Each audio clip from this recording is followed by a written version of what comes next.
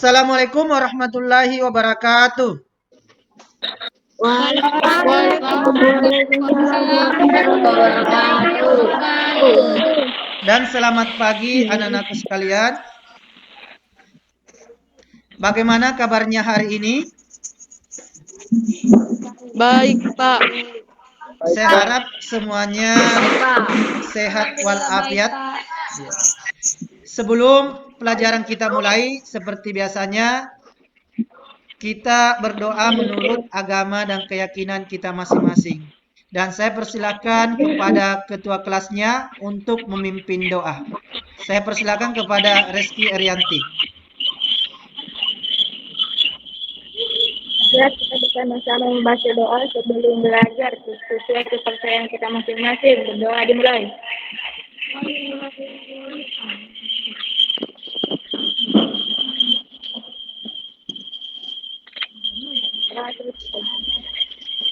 Oke, terima kasih Reski. Sebelum saya lanjut, saya absen dahulu. Atau ketua kelasnya, adakah temannya yang tidak sempat hadir hari ini? Ada, Pak. Oh ya, nanti disampaikan ya teman-temannya yang tidak sempat bahwa materi pelajaran hari ini mudah-mudahan dia juga dapat mengerti tentang materi yang kita pelajari hari ini. Baik, anak-anakku sekalian, sebagaimana minggu lalu kita sudah pelajari tentang konflik sosial. Kita sudah pelajari tentang pengertian konflik. Sebelum saya lanjut, masih adakah yang mengingat pengertian konflik? Saya, Pak. Oke, saya persilakan kepada Rizky. Pengertian konflik. Secara umum, pengertian konflik sosial adalah pertentangan antara perseorangan atau kelompok dalam suatu masyarakat yang didasari oleh perbedaan mendasar seperti nilai yang dapat berpengaruh positif ataupun negatif dalam interaksi antara manusia. Oke, terima kasih Reski Rianti. Itulah yang disampaikan temannya pengertian konflik. Yang kedua, minggu lalu juga kita sudah pelajari tentang faktor-faktor penyebab konflik sosial. Ada yang masih ingat? Oke, saya persilakan kepada Saldi Ardiansa. A. Adanya perbedaan perasaan dan pendirian antar individu. B. Adanya perbedaan kebudayaan, terutama perbedaan adat istiadat. C. Adanya perbedaan kepentingan. D. Adanya perubahan sosial yang mengubah nilai-nilai pada masyarakat. E. Adanya rasa benci dan dendam. F. Adanya paksaan dan yang kuat pada yang lemah. Oke, itulah tadi yang disampaikan oleh Saldi tentang faktor-faktor konflik. Oke, untuk hari ini kita tetap pelajari, lanjutkan materi dari konflik dalam kehidupan sosial dengan materi atau submateri yang berbeda. Oke. Anak-anakku, apakah bisa dilihat slide-nya? Bisa, Pak. Oke. Pak. Oke. Untuk hari ini, tujuan pembelajaran yang ingin kita capai, yang pertama kompetensi sikap. A. Sikap spiritual, yaitu peserta didik dapat menunjukkan sikap dan perilaku yang santun, toleran antar sesama manusia sebagai makhluk ciptaan Tuhan Yang Maha Esa. Yang kedua, sikap sosial. Peserta didik dapat menunjukkan sikap musyawarah dalam menyelesaikan konflik yang ada di masyarakat. Kemudian, kompetensi kognitif. A. Menguraikan dampak konflik dalam kehidupan sosial dengan benar. B. Menguraikan cara-cara penyelesaian konflik dalam kehidupan sosial. Dan yang ketiga, menguraikan contoh-contoh konflik yang pernah terjadi di Indonesia. Sedangkan kompetensi psikomotorik, yaitu peserta didik mampu menyusun makalah, tentang contoh konflik yang pernah terjadi di Indonesia. Jadi anak-anakku bisa melihat ada beberapa tujuan pembelajaran yang ingin kita capai hari ini. Nah, sebelum saya masuk pada materi yang pertama, saya tampilkan dulu gambar. Ya. Gambar pertama bisa dilihat? Bisa, Pak. Oke. Ada yang bisa mendeskripsikan atau menjelaskan tentang gambar yang pertama? Saya, Pak. Oke, silakan. Gambar pertama, jadinya dampak sosial. Akibat terjadinya dampak konflik sosial, penyebabnya banyaknya kerugian baik harta benda maupun jiwa. Oke. Ada yang Oke, kita lanjut kepada gambar kedua. Ada yang bisa menjelaskan?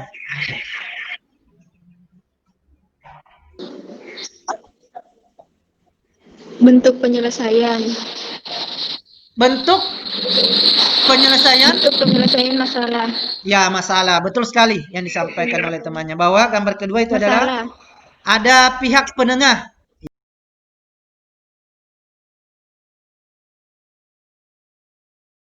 Oke. Baik, anak-anakku sekalian. Ya. Anda bisa menyimak video berikut ini. Dan nanti Anda bisa menggambarkan apa isi dari video ini yang berkaitan dengan materi kita hari ini. Pak Menteri Sosial, Pak Agus Gumiwang, dan Pak Dirjen Dinjamsos, Bapak Arifmat, menginstruksikan kepada Direktur Bencana Sosial kepada kami untuk langsung terjun melakukan asesmen terkait dengan dampak kerusuhan yang terjadi. Kami langsung melihat di lapangan dan memang kerusakannya cukup parah. Rumah banyak yang rusak total, warung-warung juga rata dengan tanah. Karena kekerabatan di Kabupaten Penajam Pasir Utara ini cukup kuat, maka pengungsi ditampung di rumah-rumah keluarganya. Tadi kami sempat ketemu dengan salah satu Ibu Sania. Beliau mengatakan kami ditampung di dalam keluarga di sini, katanya. Memang banyak juga pengungsi yang di MES PKK, tetapi lebih banyak yang ditampung di dalam keluarga. Rencana kami akan bertemu Pak Bupati dan ketemu dengan sumber daya kita di Dinjamsos, yaitu pendamping PKH, kemudian pelopor perdamaian dan Tagana, untuk mendukung kita melakukan asesmen, verifikasi dan validasi terhadap rumah-rumah yang rusak, ruko-ruko yang rusak, yang mungkin kita bisa memberikan bantuan. Pada intinya, pada kesempatan ini kami hadir, kami akan mensupport Dinas Sosial Kabupaten Penajam Pasir Utara terkait dengan pemulihan pasca konflik yang terjadi, sehingga nanti Kemensos hadir dari pusat untuk mensupport pemerintah daerah apa yang bisa kita sinergikan sehingga recovery-nya cepat dilakukan. Dan ini salah satu wujud pemerintah hadir dalam setiap kejadian bencana sosial. Oke. Bagaimana anakku? Sudah disimak videonya? Sudah? Sudah, Pak. Ya. Ada yang bisa menjelaskan tentang video tersebut? Saya, Pak. Oke, silakan. Pada video tersebut saya dapat menyimpulkan tersebut adalah dampak konflik sosial yang bisa menyebabkan banyaknya kerugian baik harta benda maupun jiwa akibat kebakaran. Oke. Masih ada yang lain? Betul sekali yang disampaikan oleh temannya Reski Rianti. Ya. Itu kita lihat tadi video tentang akibat dari konflik sosial. Ya, banyak sekali kerugiannya, baik dari materi bahkan harta benda bahkan nyawa ya. Ya, yang terjadi kemarin di tahun 2019 di Penajam Tibur. Ya, kita ketahui bahwa konflik tersebut hanya masalah sepele, ya, antara dua pemuda dan akhirnya berkembang. Jadi dalam hal ini ya kita harus menyelesaikan konflik itu jangan dengan istilahnya dengan rasa langsung emosi ya. Kita harus juga melihat apakah berita-berita itu benar atau tidak. Jangan terpancing ya emosinya. Oke. Kita lanjut materi.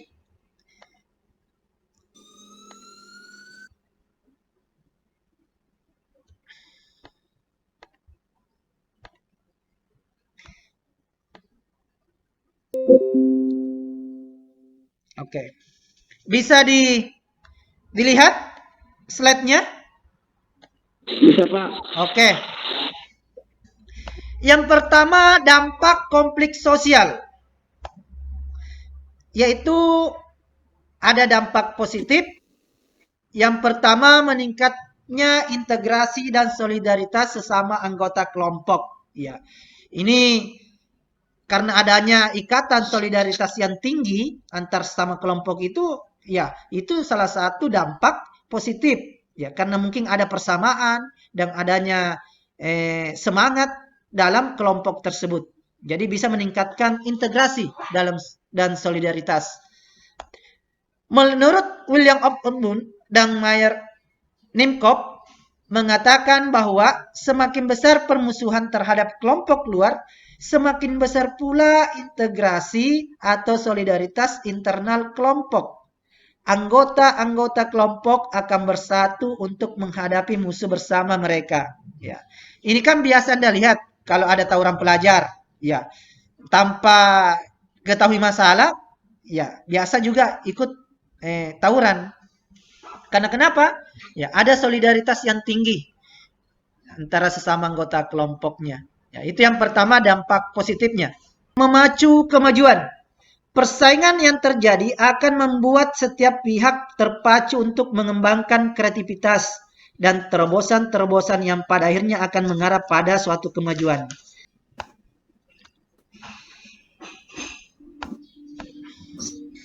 Yang ketiga, membentuk kepribadian. Kemudian dampak negatif konflik sosial. Retaknya hubungan antar individu atau kelompok. Saya kasih contoh. Misalnya apa? Misalnya antara suami istri. Ya. Karena adanya konflik, ya, menimbulkan perceraian. Ya. Begitupun dengan karena adanya konflik bisa-bisa saja persahabatan ya bisa pudar, ya kan? Ya, makanya kita diajarkan untuk membangun solidaritas itu jangan bersikap egois, ya kan? Saling menghargai dan jangan memaksakan kehendak, ya kan? Oke. Yang kedua, perubahan kepribadian. Ini dampak negatif konflik sosial yang kedua. Yang ketiga, rusaknya harta benda dan bahkan hilangnya nyawa manusia. Wah, ini bisa kita lihat di kasus Poso. Ya, selain harta benda, bahkan nyawa, ya kan? Ya, ini bisa dikatakan konflik yang bernuansa sara. Kemudian yang keempat, terjadi nominasi dan penaklukan. Sampai di sini ada yang ditanyakan? Bagaimana? Bisa kita lanjut? Bisa. Pak.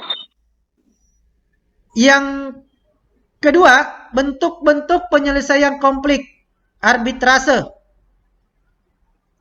Upaya menyelesaikan konflik dengan menggunakan pihak ketiga sebagai penengah. Keputusan yang ditetapkan bersifat mengikat, artinya keputusan sudah tidak bisa diganggu-gugat lagi oleh kedua belah pihak yang berselisih. Biasanya kalau ada konflik di sekolah ya biasa dikasih penengah oleh guru BK-nya atau wali kelasnya. Kemudian di mediasi, upaya menyelesaikan konflik dengan menunjuk pihak ketiga. hampir sama dengan arbitrase, bedanya pihak ketiga hanya sebagai penasehat dan penengah. Penengah saja, keputusan yang diberikan tidak mengikat. Kemudian, bentuk konflik yang lainnya ada disebut dengan kompromi. Kemudian yang keempat, toleransi, yaitu bentuk akomodasi di mana kedua belah pihak saling menghargai dan menghormati agar terciptanya kedamaian. Ini yang harus selalu dijaga, adanya sikap toleransi, terutama di negara Indonesia karena saking beraneka ragamnya, baik itu dari suku, budaya, dan agama, ya tetap harus jalin toleransi.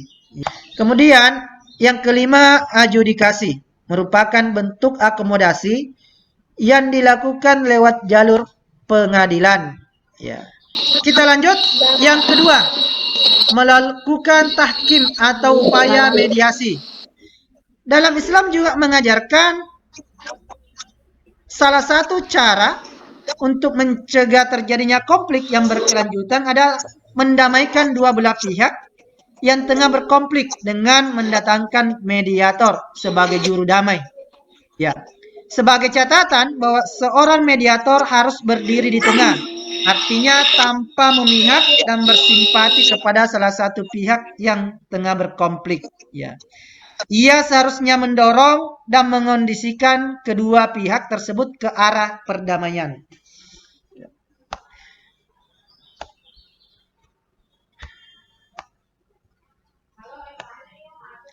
Kemudian yang ketiga, apa resolusi Islam dalam penyelesaian konflik? Yaitu melakukan musyawarah. Ya. Saya harap anak-anakku ya terbiasa dengan memaafkan ya. Ya, memaafkan kesalahan orang lain. Ya, orang bijak mengatakan ada dua yang kita harus lupakan, yaitu kebaikan kita kepada orang lain, ya, supaya tidak diungkit-ungkit, kemudian kesalahan orang lain kepada kita, supaya tidak ada rasa benci, ya, rasa dendam. Ya. Kemudian yang kelima, tekad al-islah, berdamai. Ya. Sebagaimana dalam Al-Quran, pengertian islah dalam bentuk perintah, ini di Al-Quran surah Al-Hujurat ayat 9, artinya orang-orang beriman itu sesungguhnya bersaudara, sebab itu damaikanlah atau perbaikilah hubungan antara kedua saudaramu itu dan takutlah terhadap Allah supaya kamu mendapat rahmat. Ya, ini merupakan itu ya. Oke. Sampai di sini ada yang ditanyakan? Yang ketiga, beberapa contoh konflik yang pernah terjadi di Indonesia. 1. Konflik sosial Tolikara di Papua tahun 2015. Ya. Kalau anak mau lihat selengkapnya Anda bisa lihat di YouTube ya. Apa permasalahannya? Serangan Tolikara tahun 2015 adalah sebuah serangan yang terjadi pada 17 Juli 2015 di Kabupaten Tolikara, Papua, Indonesia pada saat kegiatan salat Id yang dilakukan oleh umat muslim dan pertemuan para pemuka masyarakat gereja diadakan pada saat bersamaan. Ini konflik sosial Tolikara ini lebih bernuansa kepada konflik agama. Oke. Yang kedua, konflik Aceh di Singkil tahun 2015. Kemudian konflik Penajam Pasar Utara tahun 2019. Kemudian keempat, kerusuhan Papua tahun 2019. Kemudian langkah-langkah kegiatan dalam menyelesaikan lembar kerja peserta didik. Yang pertama, secara berkelompok, jawablah pertanyaan di bawah ini. Yang kedua, peserta didik diminta untuk mengumpulkan informasi data yang relevan terkait dengan pertanyaan-pertanyaan yang telah dirumuskan dari berbagai sumber seperti membaca buku siswa, atau mencari informasi dari berbagai situs internet. Peserta didik dapat mengirim hasil pekerjaan melalui grup WhatsApp dan Google Classroom. Nanti di web meeting ini Anda mempresentasikan secara berkelompok. Pertanyaannya ada 3. Yang pertama, uraikan masing-masing 5 dampak akibat konflik sosial. Ada dampak positif dan negatif. Kemudian yang kedua, jelaskan bentuk-bentuk penyelesaian konflik di bawah ini Ada 7, kompromi, mediasi, adjudikasi, toleransi, tabayun, al-afu. Ya. Kemudian yang terakhir, berikan penjelasan latar belakang atau motif atau kronologi. Ya, serta tempat kejadian dan tahun dari konflik yang pernah terjadi di Indonesia. Yang pertama, konflik Penajam Kalimantan Timur. Anda jelaskan. Kemudian kasus Poso. Kemudian yang ketiga, konflik kriminal bersenjata KKB di Papua. Ya. Oke. Silakan berdiskusi bersama dengan teman kelompoknya. Ya, kalau ada pertanyaan yang tidak dimengerti, silakan ditanyakan kepada Pak Guru. Oke.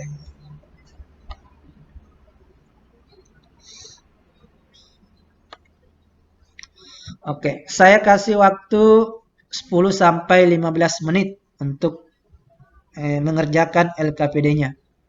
Silakan. Oke. Baik, kalau sudah ada yang selesai, kita bahas nomor pertama, yaitu dampak konflik sosial dalam kehidupan masyarakat. Ya. Saya persilakan kepada kelompoknya Alipa Ainun dan Sinta. Oke, silakan. Ya, banyak Pak.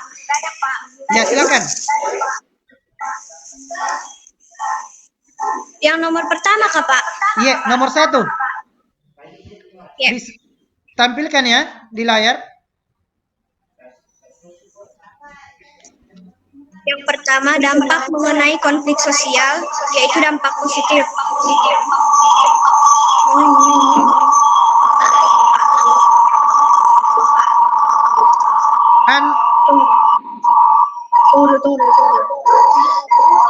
Iya Pak, bisa Pak.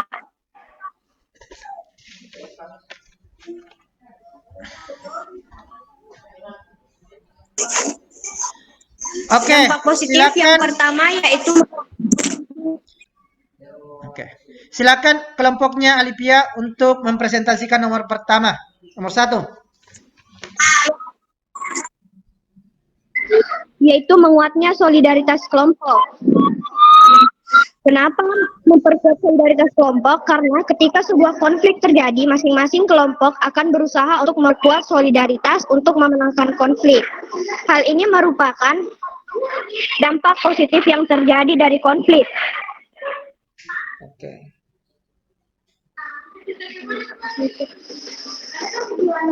Oke, lanjut.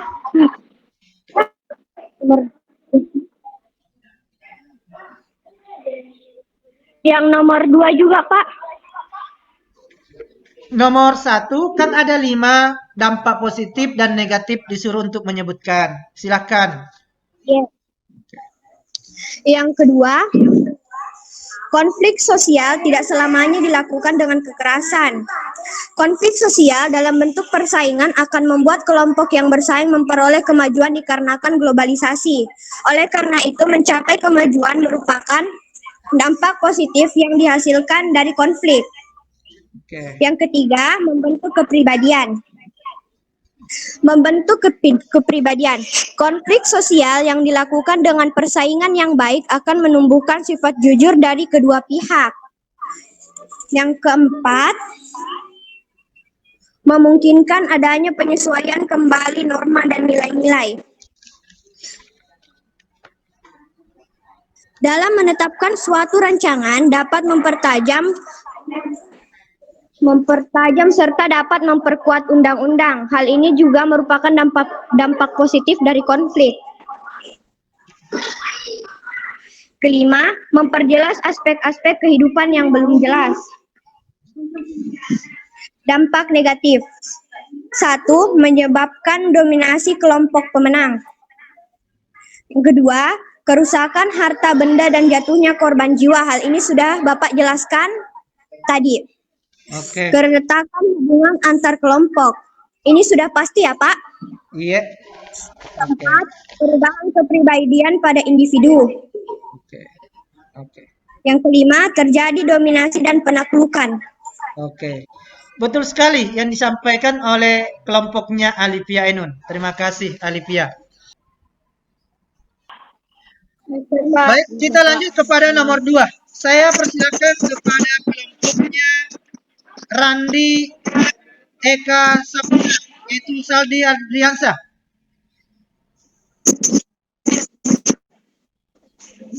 Silakan Saldi mempresentasikan hasil diskusi kelompoknya.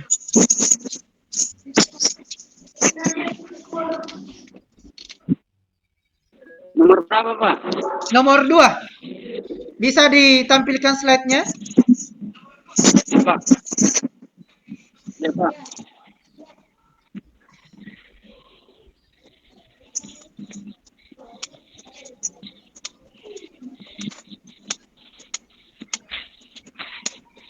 Dua, jelaskan bentuk-bentuk penyelesaian konflik di bawah ini. Nomor 1, bentuk penyelesaian konflik, kompromi, penjelasan dan contoh. Kompromi adalah suatu dua belah pihak yang berselisih. Contohnya kakak dan adik yang rebutan bermain HP, sehingga dibuatlah tim kesepakatan bahwa kakak dapat bermain HP selama 30 menit. Pula begitu juga dengan adiknya. 2, bentuk penyelesaian konflik, mediasi, penjelasan dan contoh. Mediasi adalah suatu pengendalian konflik yang dilakukan dengan cara membuat konsensus di antara dua pihak yang bertingkat untuk mencari pihak ketiga yang berkedudukan netral sebagai mediator dalam penyelesaian konflik. Contoh, pada konflik berbau syarat, pemerintah menjadi mediator menyelesaikan konflik berat. Bentuk penyelesaian konflik, adjudikasi, penjelasan dan contoh. Adjudikasi adalah salah satu cara penyelesaian konflik atau sengketa melalui pihak ketiga, yang mana pihak ketiga ini ditunjukkan oleh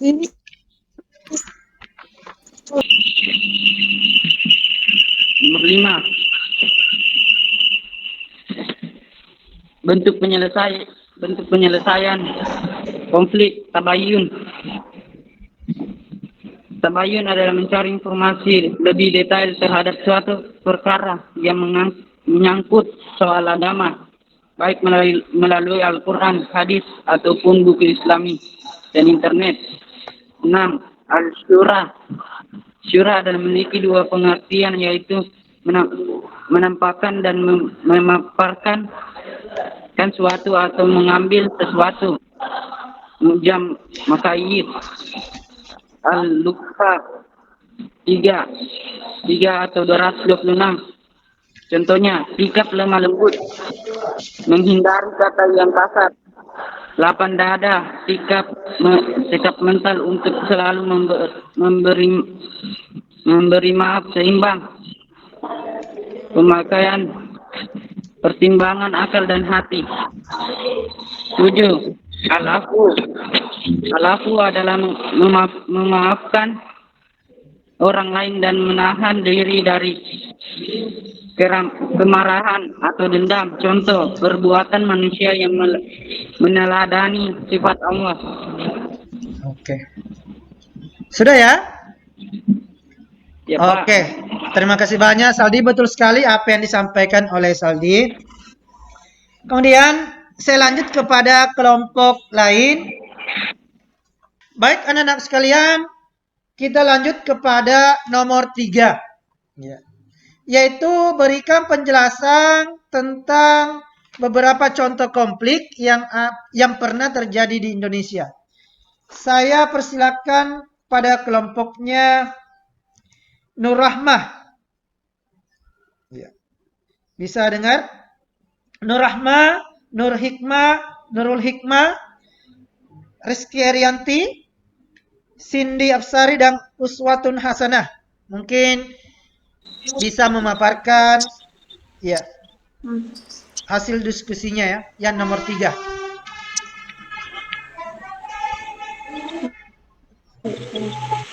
Ya, Pak.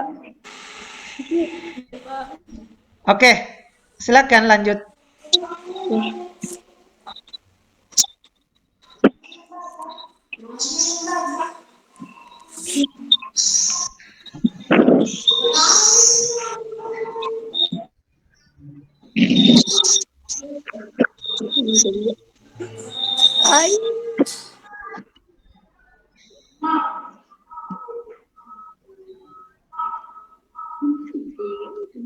Konflik pertama yaitu konflik Penajam Kalimantan Timur. Penjelasan latar belakang motif kerusuhan itu berawal dari kasus pengeroyokan yang menyebabkan seorang yang bernama Chandra meninggal dan terganggu dan temannya. Kronologi awalnya pelaku merasa terganggu suara bising korban mereka, kemudian menantang duel korban di pantai Nipa PPU pada malam harinya. Korban tahun pada Jumat 11 Oktober 2019. 2. Kasus Poso. Latar belakang motif.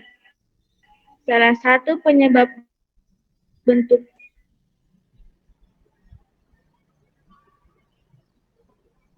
konflik Poso adalah permasalahan yang keberadaan penduduk pendatang dari luar Poso.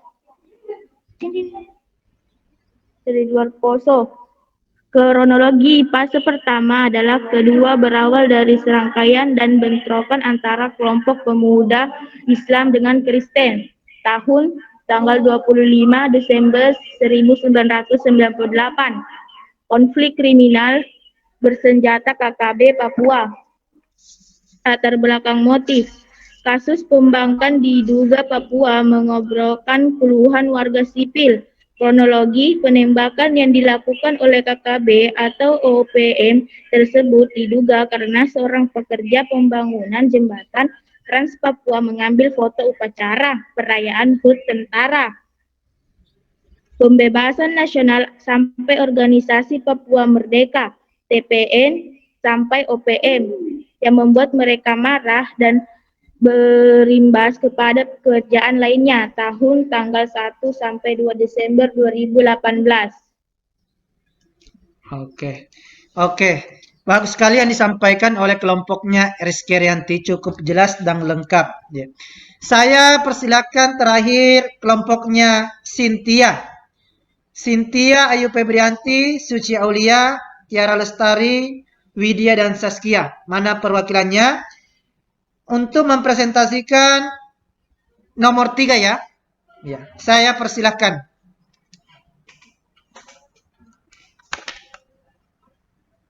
Oke. 1. Oke. Ya, Pak. Ya, Pak. Bisa dibaca, Pak? Ya, silakan.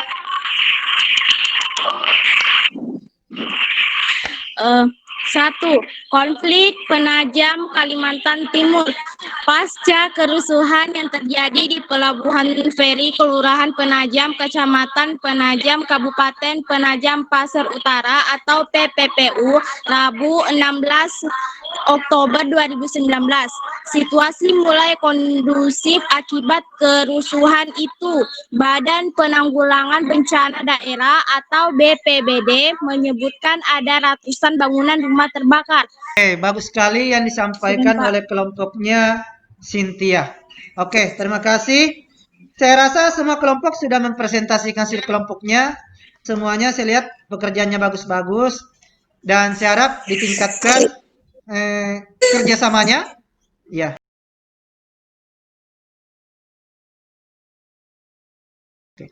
Baik, anak-anak sekalian.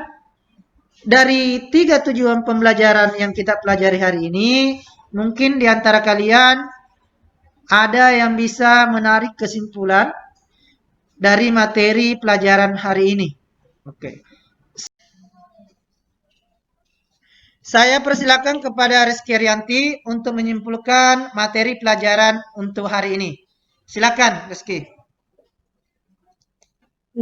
Dampak atau akibat konflik sosial yaitu 1. Dampak positif dan dampak negatif. Yang kedua, jelaskan bentuk-bentuk penyelesaian konflik bawah ini. Itu 1. Kompromi, 2. Mediasi, 3. Toleransi, dan 4. Adjudikasi. Terus yang nomor 3, saya dapat menyimpulkan bahwa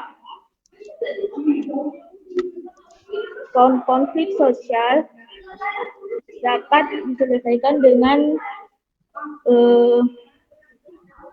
mencari latar belakang motif, kronologi, tempat kejadian, dan tahun. Oke, saya berikan penguatan ya. Untuk hari ini, materi pembelajaran kita masih tentang materi konflik sosial. Ada 3 yang kita dapat petik pembelajaran hari ini. Yang pertama, dampak konflik sosial. Ya kan? Dampak konflik sosial tidak selamanya berdampak negatif. Ada juga dampak positifnya. Yang pertama, meningkatkan integrasi dan solidaritas sesama anggota kelompok. Yang kedua, mencapai kemajuan. Yang ketiga, membentuk kepribadian. Kemudian, mendorong terjadinya perubahan sosial guna menghilangkan kondisi kesenjangan dalam masyarakat.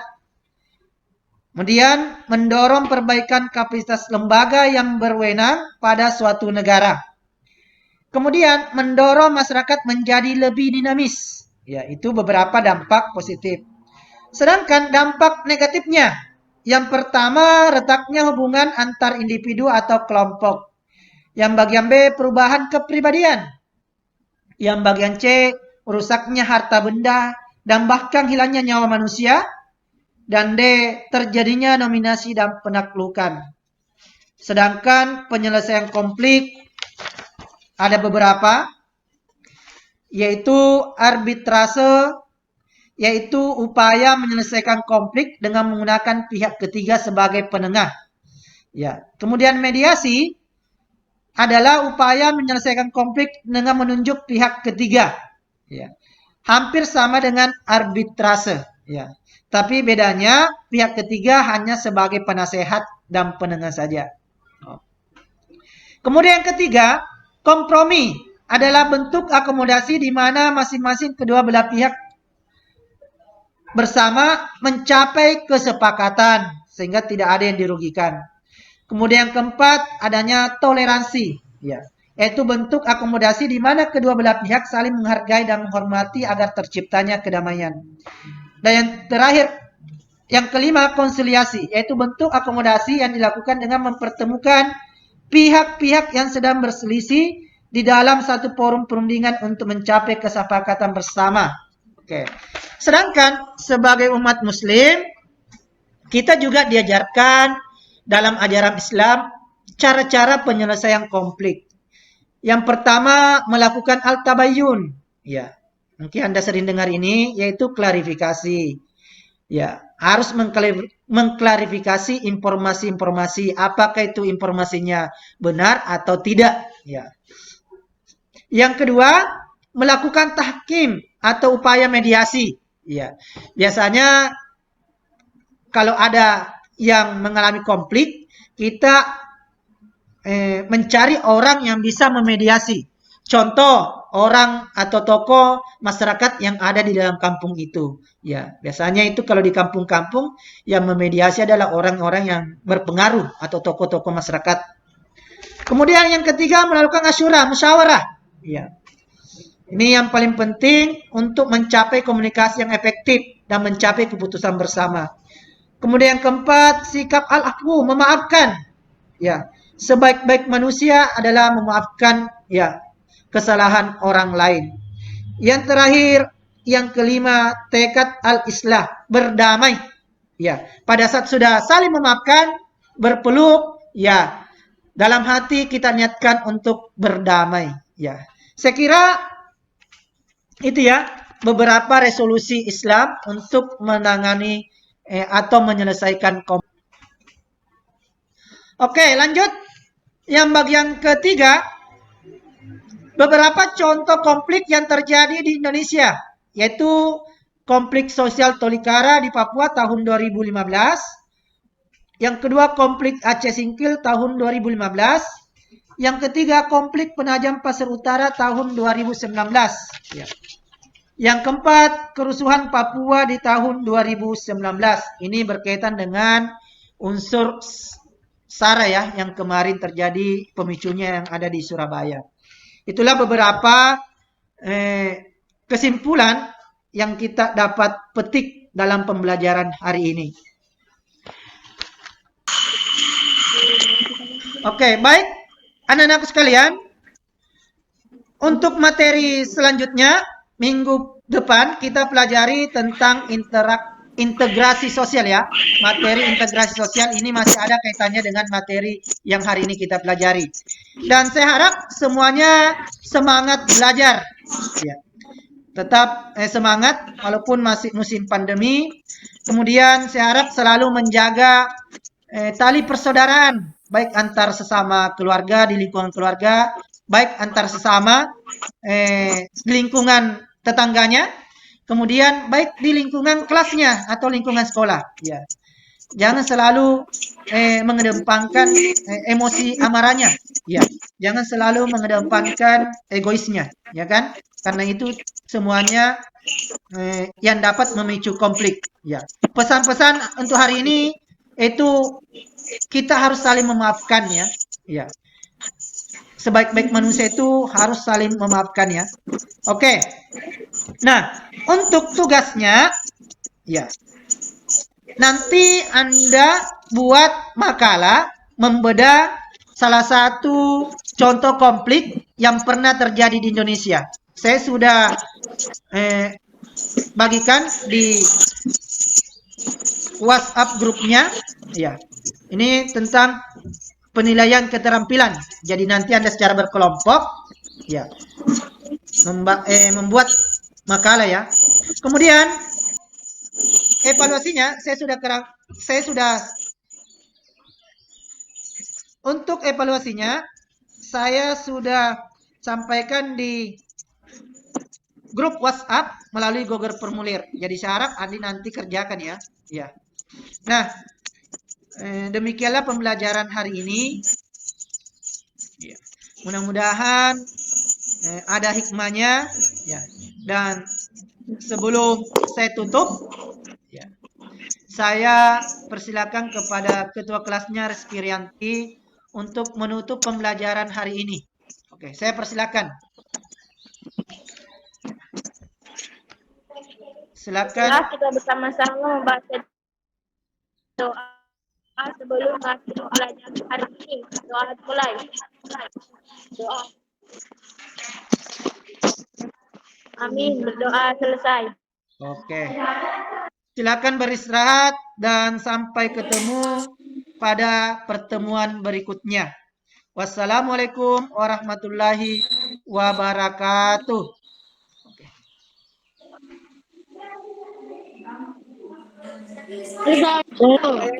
Waalaikumsalam.